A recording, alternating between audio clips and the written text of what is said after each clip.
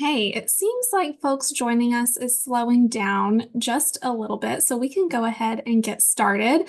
Hi, everyone. Good evening. Thank you for joining us. This is our first webinar in our Spring Parent and Family Webinar series. My name is Heather Deer, and I'm the Director of Parent and Family Programs. We're always so excited to offer this resource to you so that you can learn a little bit more information about exciting programs at William & Mary, like studying abroad, which we know many students do and many families have questions about. So I don't want to take up any of their precious time, so I will go ahead and turn the program over to Sylvia. She's our Director of Global Education here at William & Mary, and she is going to teach us about study abroad opportunities. I'll be moderating Q&A at the end, so please do use the Q&A feature here in Zoom to submit your questions, and we will take care of as many as we have time for. So Sylvia, thank you so much for joining us. It is all yours. Wonderful. Thank you, Heather. And thank you all for being here on this, at least in Williamsburg, balmy 65-degree evening in January. So we appreciate this opportunity to talk about study abroad. I might have seen some of you at DFAS, Day for Admitted Students, or family orientations, or the Study Abroad Fair. So thank you for your continued interest. And for those I haven't had a chance to meet yet, we hope we will see you when you're on campus next. So with that, I'm just going to briefly share a PowerPoint as a background for context. But as Heather mentioned, we'll try to answer some questions at the beginning, at the very end, as we go. So with that, again, thank you for studying abroad, talking about study abroad. Sorry, I'm trying to get the screen share to work here. And so with that, we are here to talk from the beginning, here we go, to talk about study abroad. So as you may know, maybe your students are already interested, or you've heard that study abroad is, quite a common occurrence here. More than half of our students study abroad at some point. And from previous webinars, we've heard from your peers that there's a lot of logistic questions about funding and type of programs and the language we sometimes use.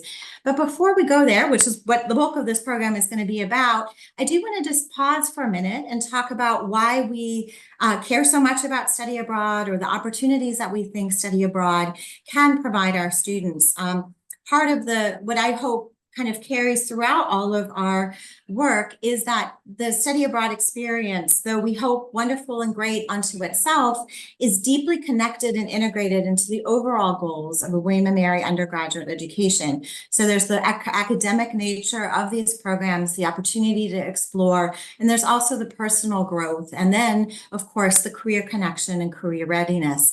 So as we think about going to a different place, we often think about, oh, we're learning about a new place, getting to meet new people, learning about others and other perspectives, maybe in physical geographies that are very different, that open up new opportunities for research and inquiry, but also in the sometimes language learning or other ways of looking at subject matters, which of course is absolutely critical to what we do. And study abroad allows us to really think of the world as our classroom, but it's also very much about personal and academic and personal growth, and through learning about other settings and other fields or perspectives on our own fields, learning about self.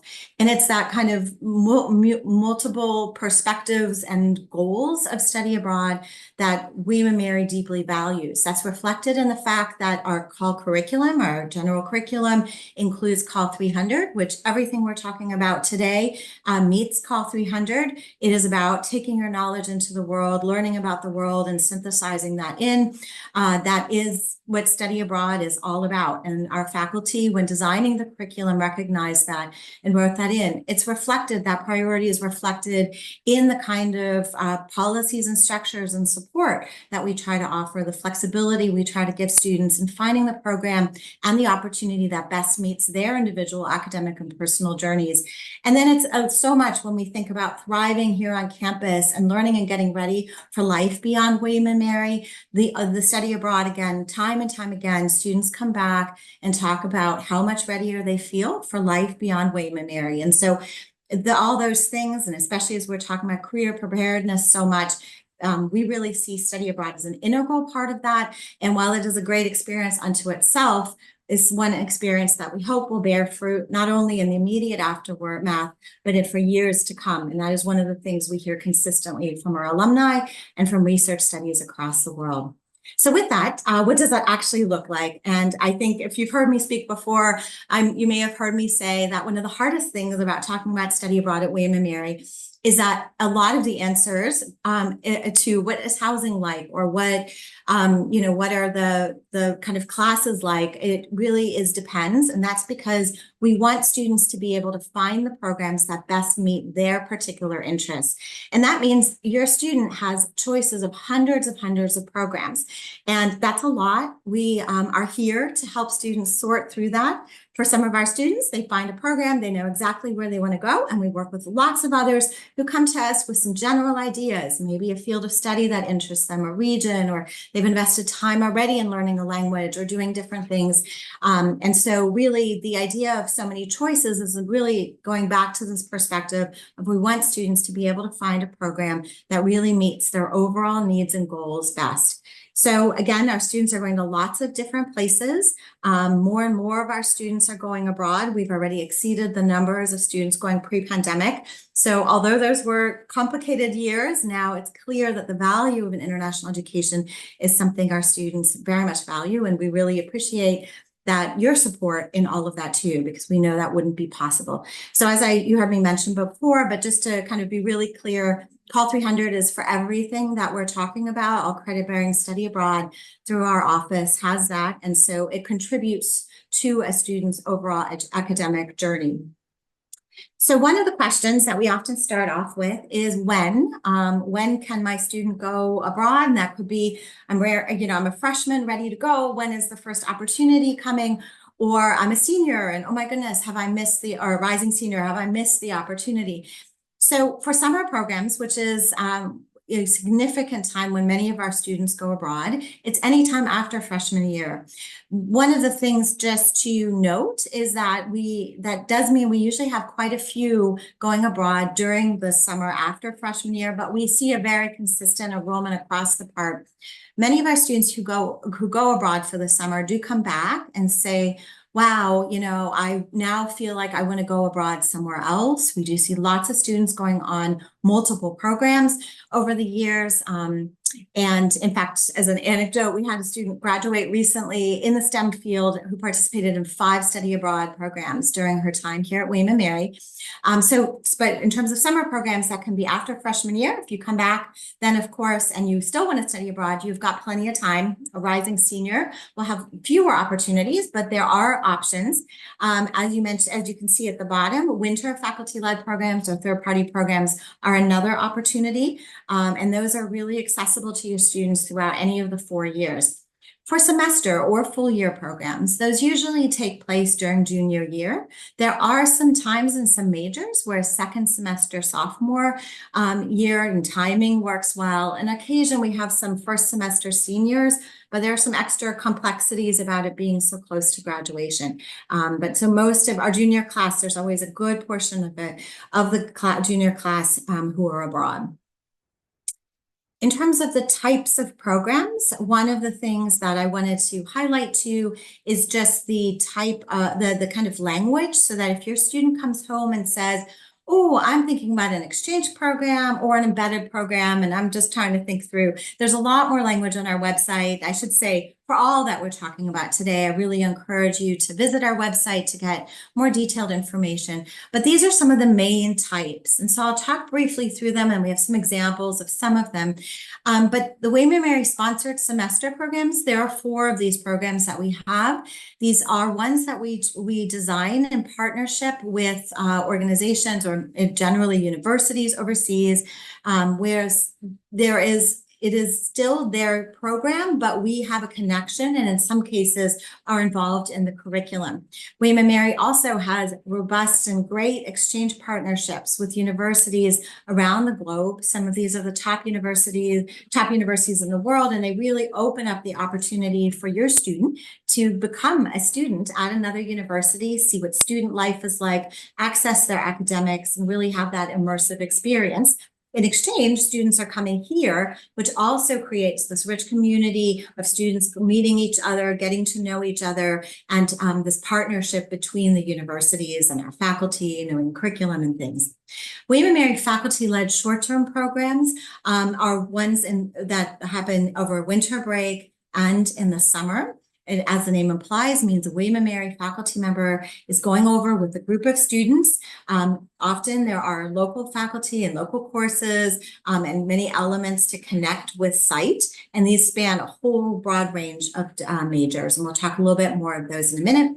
William & Mary embedded programs, there are not many of these, but there are some. And these are William & Mary courses taught here on campus that have a short component, for example, a spring break or 10 days or 14 days after the end of the semester, international experience that really fits into this broader regular semester course. And then we work with non-William & Mary programs. We often call them third party, but I do want to emphasize here that these are, and if you go to our website, there's a long list of them. These are programs where we work closely with either, that could be another university overseas. It could be a US university that offers an international program that opens its program up to William & Mary students, or organizations that facilitate specialized study abroad programs, that students on these programs, even though they may not be William & Mary in the same way that a William & Mary faculty is going, very much under the still connected, still enrolled at William & Mary, and, again, going through orientations and everything here with us, and still able to access and be like a full-time enrolled student at William & Mary while abroad. So to go a little bit deeper on this then, as I mentioned, we have 4 sponsored semester programs. I'm going to give an example of one, which is in La Plata, Argentina. It is for advanced Spanish speakers. It has a focus on human rights. We work with an organization called the Commission on Memory. Students stay with homestays. They have opportunities, and internship is required, and that could either be a research internship or museum or education or other human rights related internships. This is an example of how we work with partners to provide thematic opportunities that wouldn't just be available. Students then get a chance to enroll. So they take at the local university alongside with some courses that are custom designed for William & Mary students who are really diving deeply into this field.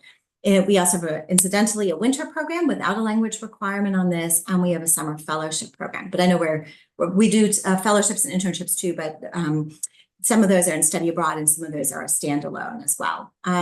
So exchange programs are another way of going abroad for the semester, as the name implied. And as I mentioned, these are partnerships with institutions moving back and forth. On a kind of financial level, the tuition and fees remain the same as if you're here on campus. You don't pay housing, room and board to William & Mary. Costs vary across the globe, so one pays then directly to the host university overseas for those parts. But payment plans, for example, are able to continue for these kinds of programs. And some of them have language requirements, others don't. These are opportunities, again, to see what a university is like and be able to take a broad range of courses, given that institutions are, offer a broad range just like here. You may have heard about St. Andrews. We have a joint degree, of course, with them, but that was built on a longstanding and continuing semester tuition exchange program. So students are going, but we work with others. I'll show a list in a minute, really around the globe. This is for transfer credit, so that is one thing to note as your son or daughter is thinking about residential credits here. That means the grades do not factor into the GPA because they're enrolled in a different university system, and often grading is quite different at these universities. Applications are for most of the programs, although it's always important to check the semester before going abroad. It all depends on our host institutions, what requirements they set. And I should say, because it's dependent on a reciprocity of students moving in both directions, not all programs are able to be offered every year. That depends, again, on our partners also being able to send. So it's important for students to monitor the website. And then there are also other choices, certainly, that we're happy to talk with students about. Exchange partnerships, these are examples of these. So some, again, are focused. For example, in Vienna, that is a business focus, or Sciences Po, Lille has a very political science econ focus, but most of these have really a broad range of opportunities and majors or fields of study. We marry faculty-led short-term programs. As I mentioned, summer and winter breaks are when these take place. In the winter break, it's usually about 2 weeks on average, plus or minus a couple days. For if you've had students here for a little bit, you might have noticed our winter breaks are getting a little longer than they were. So it does allow us time. In some cases, it means leaving at the end of December, but most of the programs start around the 3rd or 4th of January and finish up around the 19th or 20th of January in time for students to come back in order to enroll in spring courses. These are William & Mary courses, and therefore William & Mary credit. They're considered residential as if students are here on campus. In the summer, the programs usually start, the first ones start, in the week after commencement in May, but there are others that don't begin until July. So again, broad range. Summer programs, the shortest is just over 2 weeks with then an independent study during the rest of the summer. And the longest is, there are several 8 weeks in country, plus maybe some pre-work beforehand. So again, when we think about what program makes sense, the subject matters in these faculty-led programs really range, and they vary every year as well. So even if you've gone to a program, some of our students have gone repeatedly because new courses are being offered every year. And so again, there are lots of opportunities, and if timing is one of those questions too, again, they do start at many different points, and the length varies in the summer. In the winter, we don't have, unfortunately, as much flexibility. And especially so in the winter, those programs for the most part are 3 credits. Again, that's 3 credits of Call 300. In the summer, these programs on general average 6 to 7 credits, but some go as high as 15 credits in the summer. And so in some cases, you may even be able to get a Call 200 for one course and a Call 300 for another course. So again, we very much work with our faculty and our departments to try to make these programs really fit well within the overall curriculum. In terms of the kind of preparedness and other things, again, it depends kind of response. There are programs that have language requirements. There are programs that don't. There are a few programs that have some prerequisites. We just had a winter program in Heidelberg that was chemistry, and they were looking at MRI imaging. So they had to have some pre-courses for that, some prerequisites, but the majority of them do not have prerequisites. And again, provide opportunities for students to have access to maybe courses they have never taken before, or ones that align with their major and studies. So this was an example of a few years ago where we had one of our faculties led from dance, right? We have this program this summer in Cape Town. It has a chemistry faculty, which will include, I think, some hospital visits or some other kind of more health-related, studies. And a lot of the students who applied for that program were interested in pre-med, for example. Not exclusively, but it just goes to show that even one program that one year is focused on one thing, may have a very different academic focus the next year.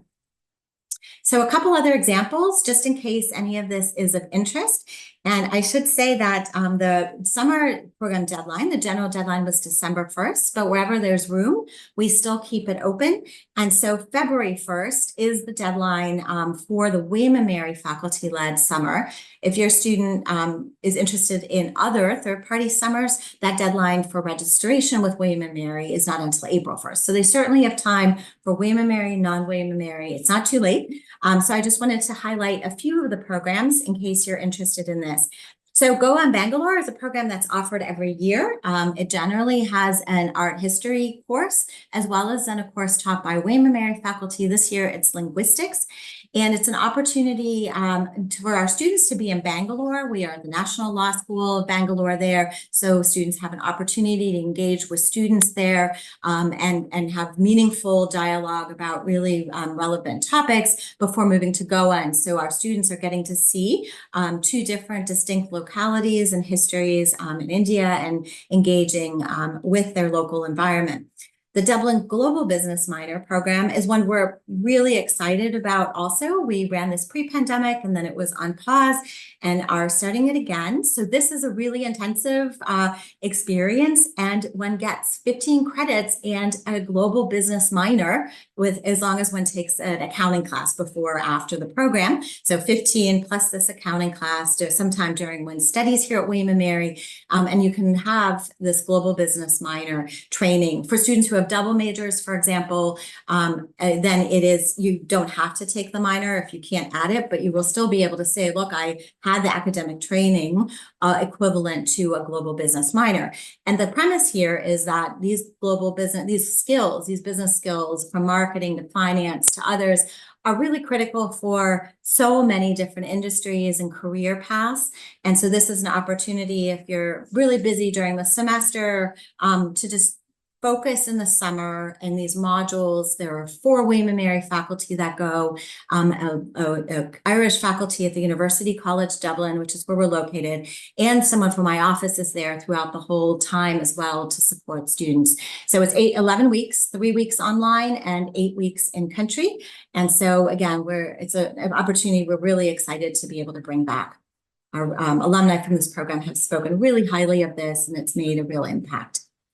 Santiago de Compostela, when we think about like totally different kinds of programs. This one is where students are actually going to be hiking part of the Camino de Santiago. They spend some time here before going. And again, part of this is to experience this difference locations every day in a different place for much of it, and being able to walk with 2 William & Mary faculty who are teaching 2 courses alongside, and again, really looking the place and the power of place to inform the studies and the work that students are doing. And Berlin, Germany is an example of a language program. So this has both a course on German studies as well as students spending their time deepening their German skills. And we have a number of different language skills. I just happened to pick this. But again, there are a number of different German, Spanish, Russian, and Chinese, and others, and French, which we offer in the summer. So here's a list of the 2024 William & Mary summer programs. And I've put an asterisk for the ones that are still accepting applications. So you see a few are full already, but there are some. These are obviously all being reviewed at all times. And we anticipate several other ones coming on board again next year. Athens, for example, alternates with Rome Pompeii. It's a classical studies program. And so on even years, we are in Italy, and on odd years, we are in Greece. And then the winter, this is an example of the 2024 programs, which just wrapped up this past weekend. And the new ones for 2025 will be announced in May 2024, the deadline then being early next semester. It is, some of these are regularly offered, and some of them are ones that come around for more a pilot basis or every few years. And so you will see some of these again for summer 2025, winter 2025, but there will also be some new ones. The Pamplona, Spain one is an example of an embedded program, for example. Students, this is one that went to Pamplona to be in an archive with medieval documents. They spent the fall getting ready to learn how to read these documents, and then actually had the opportunity to apply those skills. There, Kigali is a program that we run together with the School of Education, and is a regularly offered one, for example, that again focuses on history and reconciliation and how one moves forward, while also again coming at it from the School of Education's perspective, but it's open across all majors. So those are just a couple examples. I encourage you to check out our website. And again, more announcements will be coming in May as we finalize the offerings for next year. So a couple other logistics. So in terms of grades, William & Mary faculty-led, which makes sense, right? Our faculty, our professors are going with students overseas teaching these courses, and our Sevilla and La Plata semester programs all are considered William & Mary courses. And Sevilla and La Plata, we're deeply involved in the curriculum of the development of the courses, and therefore that's why they are William & Mary credit. All other programs, whether they be exchanges, some of our sponsored semester, and others come back as transfer credit. And so again, but that doesn't mean just anything, just blank credit. These are credits that can count towards a major or minor, or again, elective credits or other things. And so we work with each of the academic departments. Every academic department here nominates a professor who then is designated for the year to work with students going on study abroad who are then taking courses overseas on the transfer credit process. Again, mentioning Call 300 for all.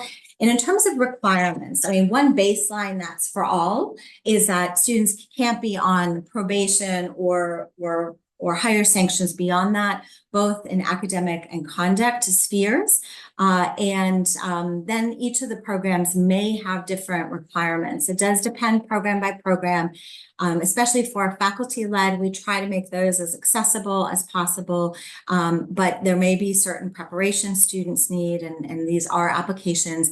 Some programs are more competitive than many of the programs. We really want to try to make this as accessible to as many students as possible. I will mention our Oxford semester and full year program does have, a different level of application, and that's because of the materials we need to demonstrate to our host institution who's hosting our students.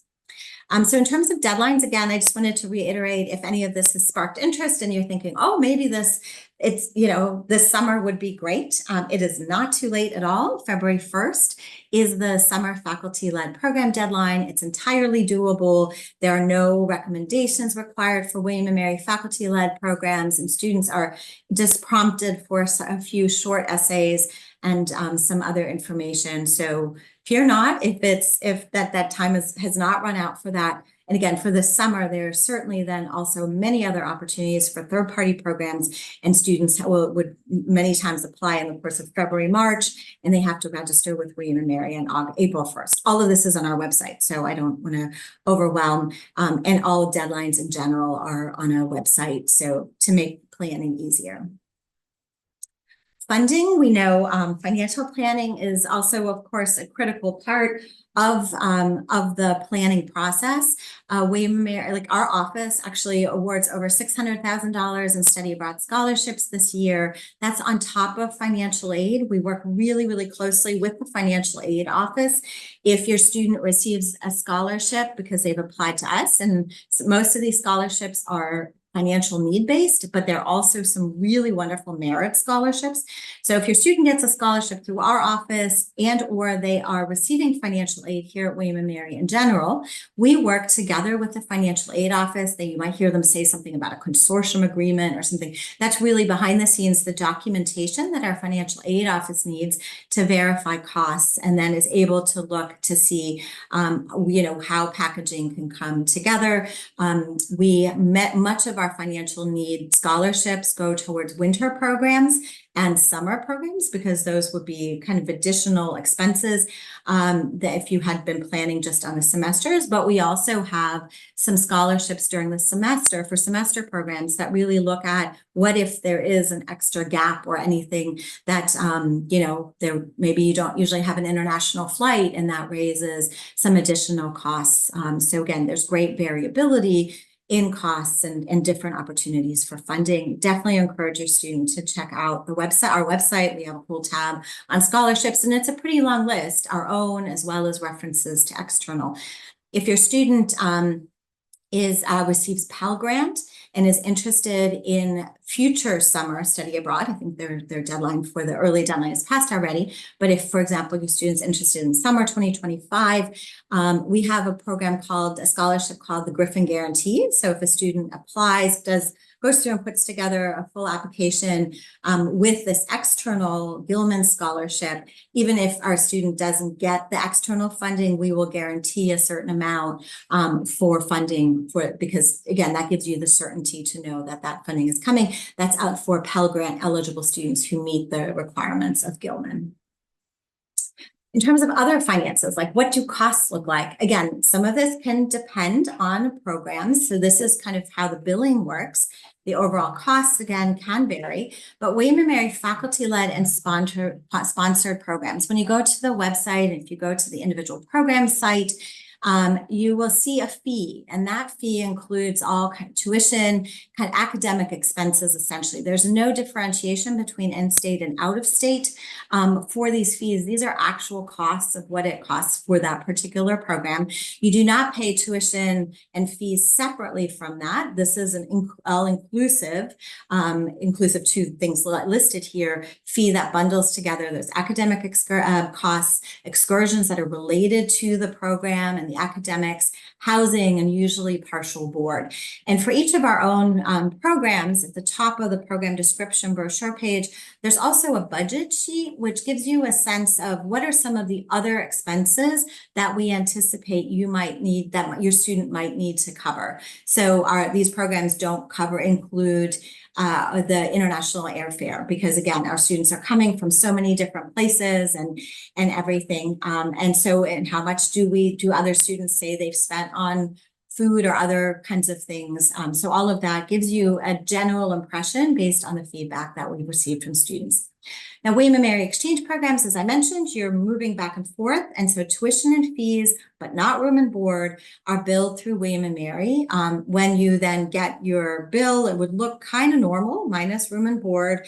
But you would have there's an off-campus study abroad fee and a required international health and evacuation insurance, which I will talk about in just a minute, on the health and safety side of things. And so with that, again, but payment plans and all of that, there's a lot of predictability. I think a lot of our in-state families really appreciate the exchange programs for that predictability as well. And then for non-William & Mary third-party programs, your William & Mary bill would look really different for a semester than what you would see normally. So rather than regular tuition and fees, what you would see is the off-campus study abroad fee and the international health and evacuations insurance. And then you would make the rest of the payments for the actual program to the program provider. So maybe that's another U.S. university, maybe that's, the London School of Economics or some other international university where your student might be directly enrolling, or maybe it is to an organization that coordinates, a nonprofit that coordinates all of these programs on behalf of universities. However, you might be thinking, oh my goodness, is my financial aid package going to go down to these two charges? No, and this is where these consortium agreements that we open up with other universities come in play. They verify to us what the full cost of the program is, right? Their academic fees, what they anticipate for travel costs, for books, for other related expenses. And it's that bottom line number that we then verify for our financial aid office, and that is what they work off of as well. And since if you receive then funding, or if you've gotten a scholarship that goes beyond this amount of what's actually billed for William & Mary, the rest is then credited to your student account. Our students are prompted to set up direct deposit so that the overpayment then gets directly deposited into your bank account to be able to use for other organizations. So I know that gets a little bit more complex, and I'm happy to talk through nuances. But again, there's a lot of information on our website, and we encourage students to also come visit us and talk with the financial aid office, who are wonderful partners and great supporters. So health and safety, this, of course, is the very core of what we do. It drives all the decisions that we make. We are constantly monitoring everything in the world and evaluating all the many things that are happening globally right now, both currently as well as what might be coming down the road. We have an international insurance that is health, but it's also evacuation. With that is a security component where we're getting updates on a regular basis. I don't know how many announcements I've gotten today about things just happening in the world. And if we have students there, that gives us extra heads up. We work very closely with the State Department, and part of their element, it's called OSAC, OSAC, which is actually a great resource. They've got some great country health and safety reports. And so, for example, even on Wednesday, they did a briefing on kind of the Western Hemisphere, things that are happening here. And so, of course, there was great discussion around Ecuador and other places and developments of what's happening. And so we remain in regular contact with through them and other universities, and of course our partners on site to evaluate and monitor. There's an international travel review committee. There's protocols, and there's a list of countries where students have to seek extra additional clearance. That list is continually being updated. I sit on that committee. Others in my office, and the International Travel and Security Manager are available 24/7 for emergencies as we go, and really have a very robust system of working through. And our insurance, again, is an important part of that, providing support. If there is ever an emergency stateside, for example, and you need to reach someone, or there's something you need to tell us, we work through University Police. So again, they are available 24/7 and then reach us as well. And then, really, hopefully this answered some of the logistics, but then one of the big parts here is what to do next, where to begin. And again, we work with students, many students from, first year all the way, and then alumni who stay in touch for whatever it is that your student wants, and others want lighter touch than that. So really encouraging your students to visit the website, encouraging them to maybe stop by our office. We have a team of student workers. They're called peer advisors. These are students who've gone abroad. They've gotten special training. It's a super competitive position to get, because our students come back and want to be able to share their experience and help their peers have these opportunities. They're here Monday through Friday, 11 to 5, so students can come in and they hold some workshops. And then, of course, we have a whole team of professional advisors who are working with the programs and with students, usually by region or by program type. And again, the website has a lot of information on who your student can contact. They can set up online appointments, in-person appointments. Again, I encourage, if your student's even modestly interested in this, that they might look at Study Abroad 101 or 201, which are videos online, or they could come in person here to come talk to us or to a peer if that's more comfortable. But again, the website really has all of this information, and we look forward to working with you all, and thank you for your support. I always think it's not just our student going abroad, but it inherently the whole family in some way, and we couldn't do this without you. So thank you very much, and I look forward to getting a few questions. Thank you so much, Sylvia. As you can imagine, we do have a few questions. I am going to start with some that were submitted ahead of time to cover just a couple of those, and then I'll dive into the ones that have been submitted. I'll just warn you, we probably won't make it through all of the questions that have been submitted in time, but we'll talk at the end about how you can learn the most information, really have great conversations with your student to help them engage with the Global Education Office so they can get some answers to these questions. So some of them we've already covered, so I'm going to pick through our questions here. We just talked about health and safety. Specifically, we have 2 or 3 questions about the Dublin Global Business Minor program and how do students accept if they have been accepted into the program. What is the best point of contact for those students that are really interested in that Dublin program? Yeah, thanks so much for that. And as I mentioned, we're really excited to have that program again. In terms of acceptance, and this is then relevant for actually all the William & Mary faculty-led, the December deadline students generally received decisions in December. And then in the course of this month, some of the scholarships are being announced into then February as well. But I mentioned that Dublin and a number of others are still accepting applications. So again, if students apply February 1st, they will hear later in February of the decision. Whether you're an early applicant or this February 1 deadline, the commitment deadline for all summer programs, including the Dublin program, is March 8th.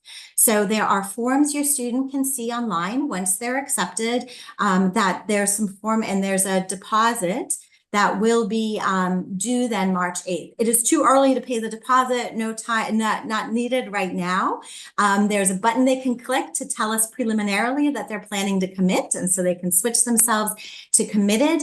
But then in late February, a charge will appear for the entire summer program cost. And again, this is not just for Dublin, this is for all the programs, with a deadline of then paying a deposit by March 8th. Your student will get detailed instructions instructions on all of that. And then full payment for summer programs is April 1st. Now, if you're getting a scholarship or you're getting financial aid, we work with those offices to, of course, then reduce the amounts. And so you're not overpaying and getting refunded, but rather that's already calculated in. And again, your students will get a lot more information regarding that.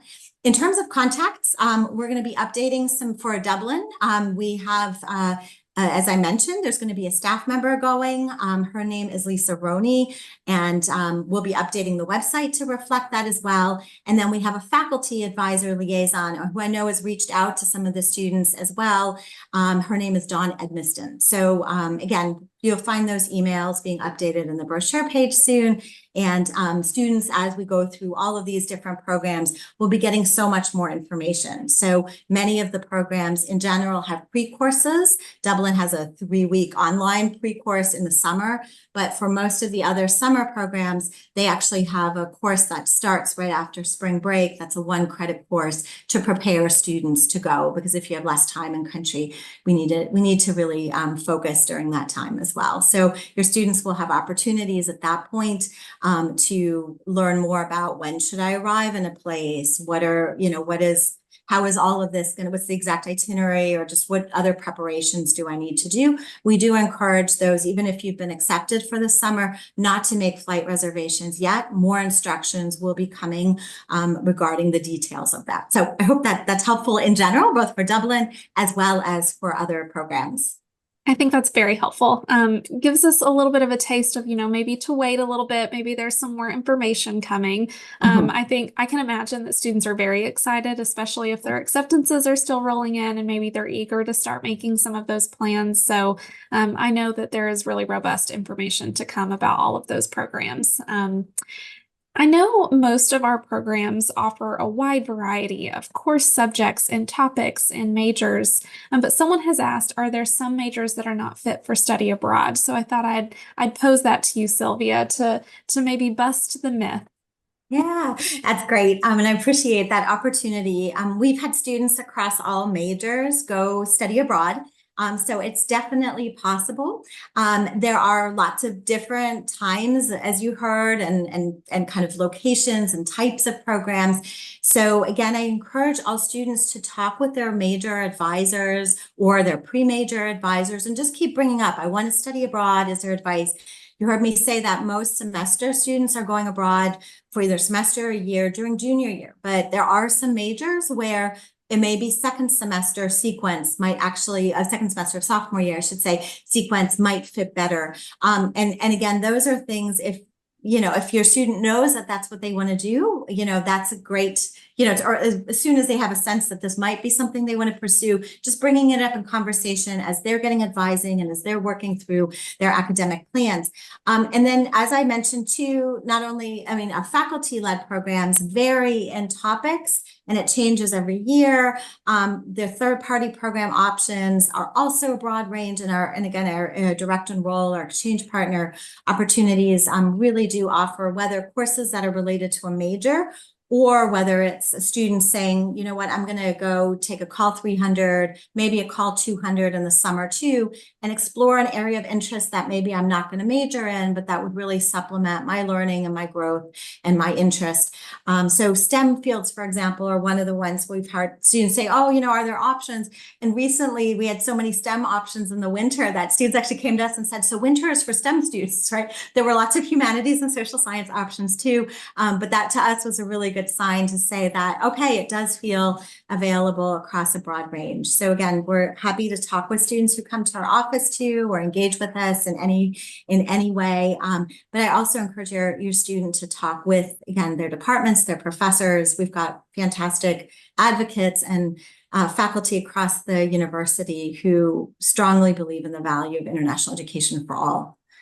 Yeah, I think that's fantastic advice. Someone had actually asked, is there someone in each department that speaks to study abroad? And I think our faculty are well equipped to have those conversations, especially if someone is wanting to maintain a certain research interest or something of that nature. I think our faculty are a really good place to start. So having those conversations with advisors, and then if they need to, making an appointment or walking in to chat with someone in the Reves Center is probably a really great idea. If they're looking for a specific experience, Yeah. there are folks at William and Mary who can help them find the right experience for them, for sure. Absolutely. And I think one other thing to mention here too is that sometimes it can feel like an either or, like I'm thinking about an internship, or so many of our programs do include, especially semester where you have a little bit more time, internships as part of that, or research. Many of our students utilize what they're learning abroad then in maybe a Call 400 kind of capstone research or honors project. So again, these are very much connected, and having these conversations early are great. Wonderful. That took care of a couple of our questions.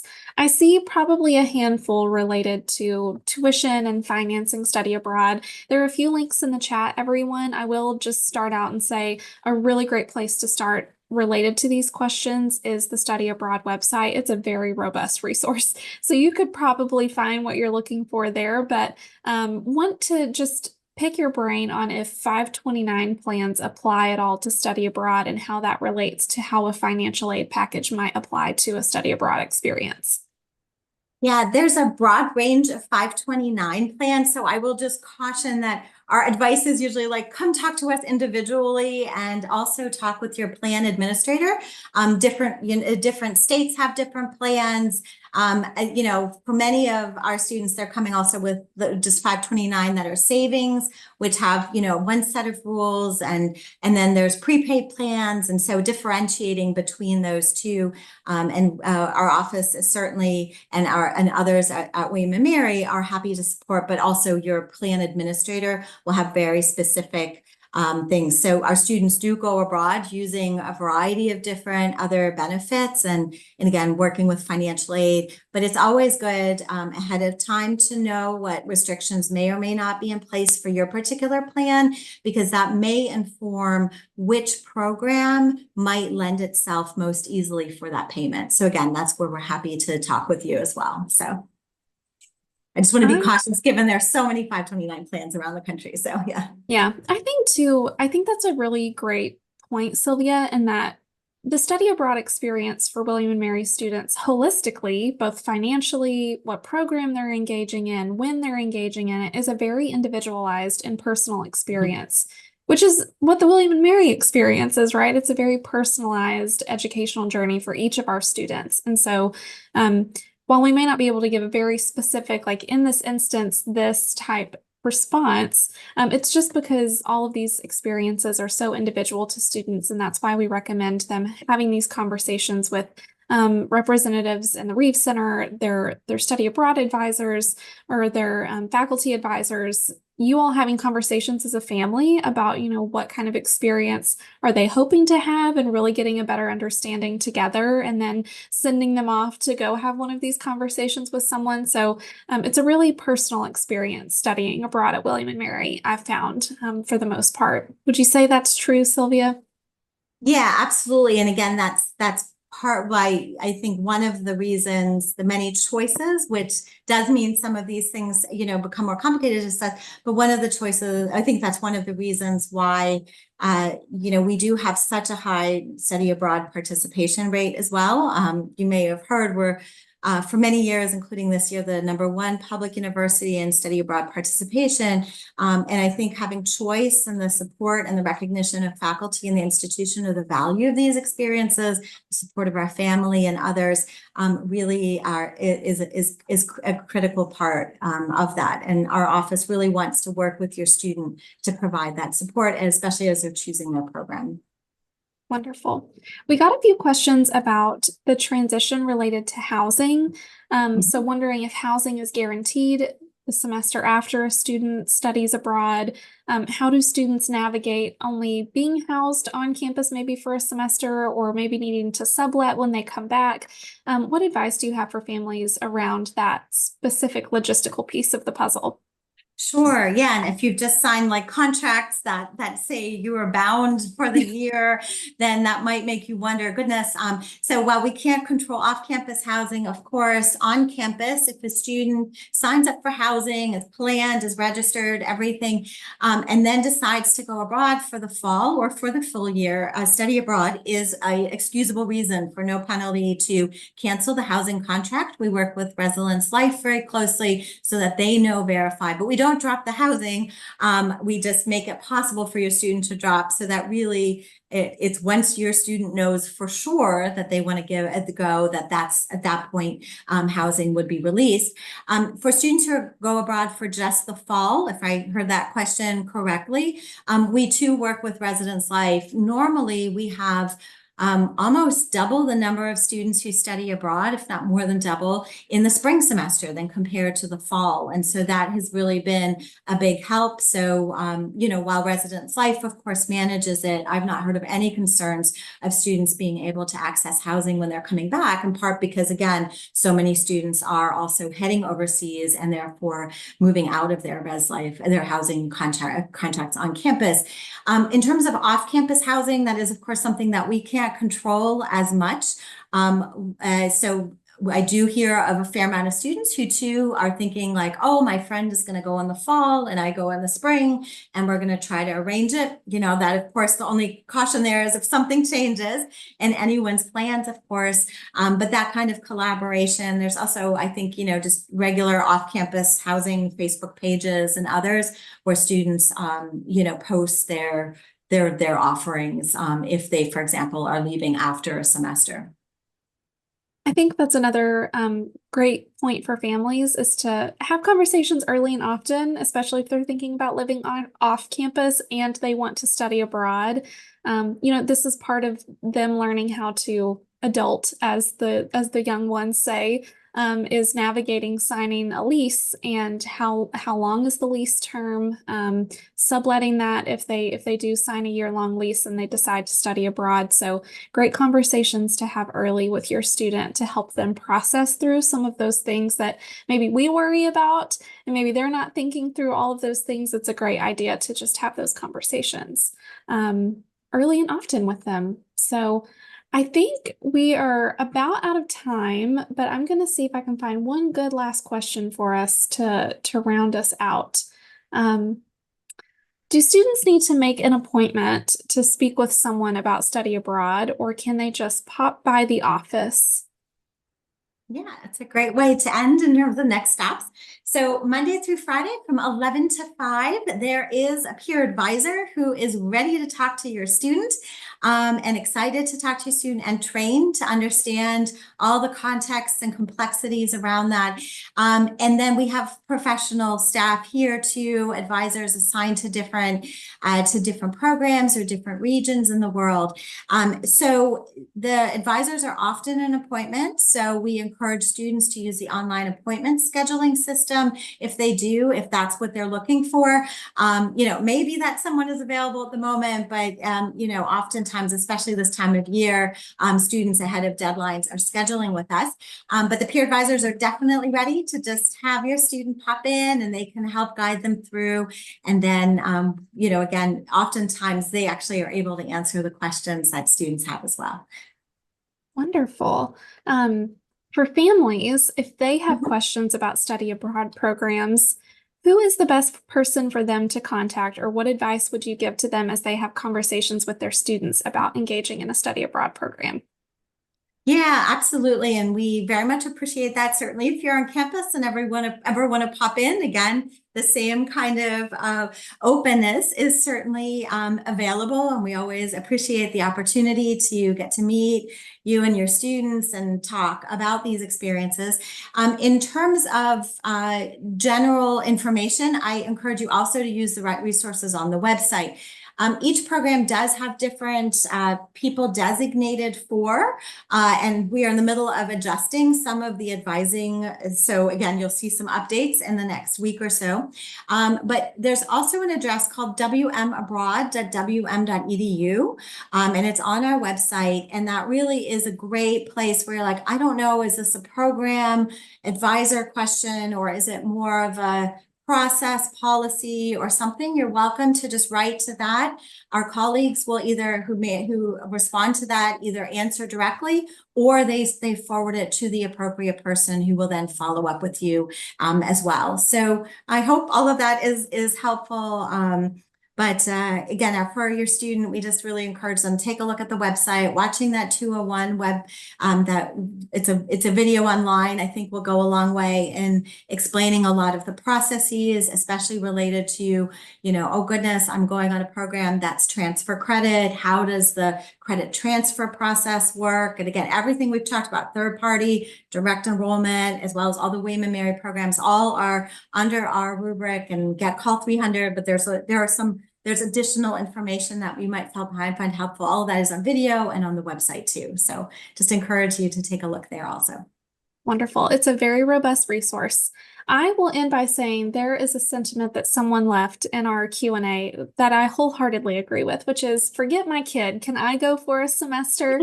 And I love that sentiment. What a great way to end. Study abroad experiences at William and Mary are so special.